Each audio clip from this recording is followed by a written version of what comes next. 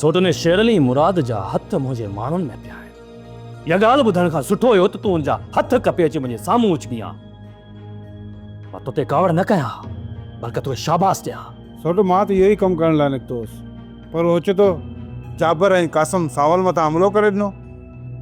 जेकर मां माण्हू वठी वक़्त ते न पहुचा हा न तूं सावल खे मारे विझंदा। इन जो मतिलब त जाबिर पंहिंजे ओसे पासे में आहे, जेको असांजी हर ख़बर रखी थो। ऐं तव्हां जाबिर खां अणॼाण आहियो ऐं तव्हांखे हुनजे ठिकाणे जी बि ख़बर नथी पवे। सोटो जाबर हाणे घणो टाइम लिकी न सघंदो। जंहिं बि टाइम हू असांजे साम्हूं आयो न त मारियो वेंदो। तव्हां सिर्फ़ु इहो ॿुधायो शेरल ऐं मुराद वारनि जो छा करिणो आहे? सोट हींअर जो हींअर हमरा वठी उन तरफ़ लिखी शेरल ऐं मुराद जिथे में बि न टंगूं ऐं ॿाहूं भई हुनखे हिते खणी अचो, जीअं हुननि खे ख़बर पवे त चाकर खान इहा तकलीफ़ पंहिंजे माण्हुनि खे न ॾिए। असां हाज़िर आहियूं।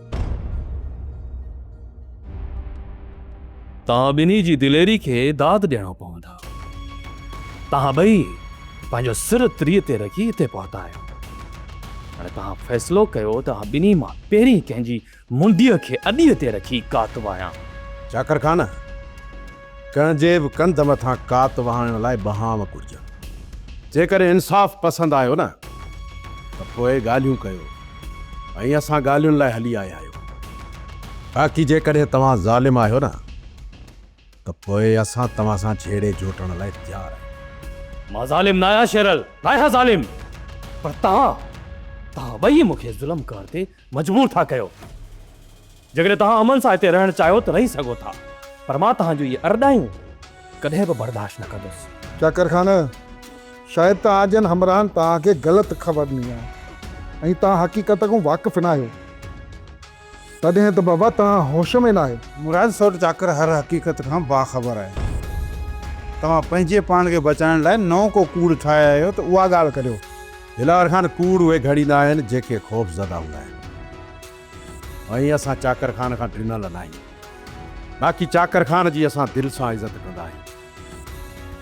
जहिड़े खे वधाइण जी कोशिशि तव्हांजे हमराहनि कई, असां न। जेकॾहिं तव्हां मुंहिंजे ॻोठ जे मामलनि में टंग अड़ाईंदो न त हुनजो अंजाम ॾाढो ॾुखियो निकिरंदो शेरल। चाकर खान तव्हां रूंडे जे पुट गुलशेर खे मारे हिसाब बराबरि करे चुका आहियो। पोइ तव्हां रूंडे सां ॻाल्हियूं छो नथा कयो? मां रूंडे खे हुन क़ाबिल ई नथो सम्झां त हुनखे पंहिंजे साम्हूं विहारे हुन सां ॻाल्हियूं कयां। चाकर खान एॾो गुरूर ऐं तकबुर सही कोन्हे को। जेकॾहिं ॻोठ जा चङा आहियो न त उहो चङाई वारो ज़र्फ़ ॾसियो।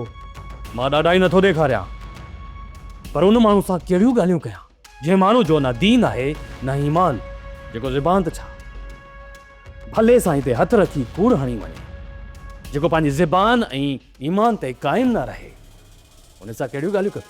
बेस चाकर खान जेकॾहिं रूंदे जो ज़िमो अधो शेरल खणे थो त छा पोइ तव्हां ॻाल्हियुनि में ईंदव या ज़िद ते रही नाहक खून वहाईंदव?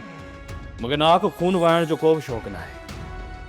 हाणे जेकॾहिं शेरल हुनजो ज़िमो खणे थो त मूंखे ॻाल्हियूं करण में को बि एतिराज़ न आहे। जेकॾहिं खून चटी पई त उहा बि शेरल खे ई भरणी पवंदी, ऐं जेकॾहिं खून बाह में संग बि ॾियणो पियो त उन जी ज़िमेवारी बि शेरल जी हूंदी। हाणे वञी सोच शेरल, उन खां पोइ बि जेकॾहिं तूं ॻाल्हियुनि जे लाइ तयारु आहीं त पोइ मुंहिंजो दर तुंहिंजे लाइ हमेशह लाइ खुलियल आहे। रूंडे खे वठी पहुची वञजांइ। सब्सक्राइब कयो असांजो official YouTube channel Sindh TV HD drama ऐं वधीक अपडेट लाइ बेल आइकन खे क्लिक करियो।